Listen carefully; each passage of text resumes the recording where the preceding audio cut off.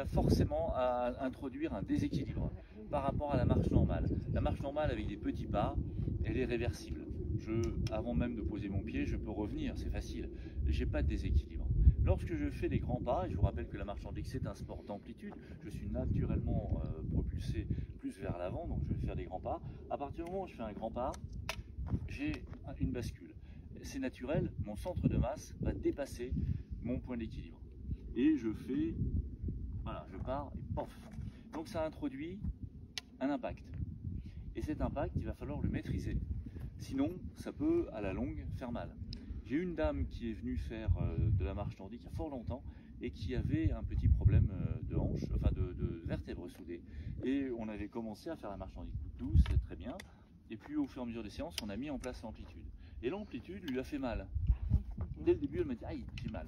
Je ne comprenais pas pourquoi. Et en fait, c'est parce qu'il n'y avait pas l'amorti. Elle ne maîtrisait pas l'amorti. Donc on va le travailler là, et ça va faire écho avec ce que tu disais, la marche sportive, là où ils envoient le pied à plat. Nous, c'est pas du tout ça. Nous, on va poser le talon d'abord, parce que c'est naturel. Hein, ça serait compliqué de marcher avec le pied. On pourrait le faire, enfin ça donnerait un look un peu bizarre. Là non, on pose le talon d'abord. Certains appellent l'attaque talon, mais pas du tout, on n'attaque rien du tout. On pose juste le talon, parce qu'il faut bien poser le pied. Et dès qu'on va poser le pied, on va le dérouler.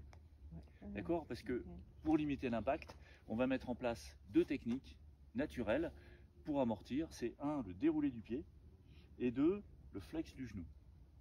D'accord?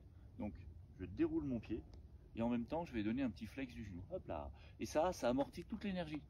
C'est-à-dire que l'impact, il est complètement dilué par ça. J'arrive et hop là, hop là, hop là, hop là. Et là, j'ai plus d'impact. Et évidemment, c'est lié complètement à la fin de mon impact, de l'absorption de l'énergie de l'impact, à la fin de l'amorti, je redonne une impulsion.